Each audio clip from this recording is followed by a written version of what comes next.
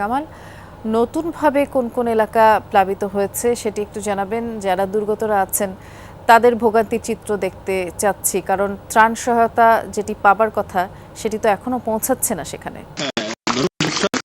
নেত্রকোনার বারহাট্টা উপজেলার এবং কর্মকাণ্ড উপজেলায় কিন্তু পানি বাড়ছে। এছাড়া সকাল থেকে কিন্তু বৃষ্টি হচ্ছে। সেই দল আবারও আক্রান্ত করবে এই অঞ্চলকে। আমি যদি দেখানোর চেষ্টা করি, আমি দুর্গাপুর উপজেলার একটি শিক্ষা প্রতিষ্ঠানের সামনে আছি। শ্রীলঙ্কা আবারও রপ্তানিতে শীর্ষে,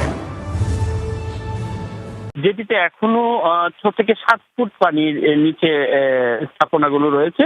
আমি বেশ কিছু এলাকায় প্রবেশ করেছিলাম, বাড়ি ঘরে গিয়েছি, মানুষের রান্না খাওয়া নেই। তারা জানিয়েছেন যে 4 থেকে 5 দিন ধরে তারা এখনো কিছু খাবার খেতে পারছেন না, শুকনো খাবার অপ্রতুল।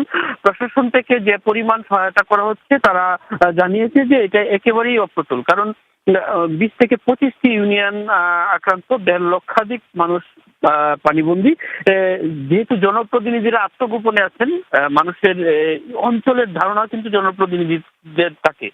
যেহেতু নির্বাচিত জনপ্রতিনিধিরা আত্মগোপনে, স্থানীয় প্রশাসনের একটি বিষয় আপনারা নিশ্চয়ই জানেন যে প্রশাসন থেকেও কিন্তু বদলিজনিত কারণে, প্রেক্ষাপট পরিবর্তনের কারণে নতুন নতুন কর্মকর্তা এলাকায় এসেছেন, ফলে এলাকার সম্পর্কে তাদের ধারণা নেই, আর জনপ্রতিনিধিরাও নেই।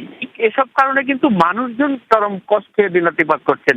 তাদের গবাদি পশু এবং শিশু সন্তান সহ যারা আছেন বাড়িঘরে খুব দুর্বিষহ জীবনযাপন করছেন, পাশবন্দী হয়ে আছেন, তাদের এখনো মানবেতর জীবনযাপন করছেন। প্রশাসন এবং সেনাবাহিনীর পক্ষ থেকে ত্রাণ বিতরণ করা হচ্ছে বিভিন্ন এলাকায়। প্রয়োজনের তুলনায় অপ্রতুল। ধন্যবাদ, আপনি বিস্তারিত জানাচ্ছিলেন কামাল।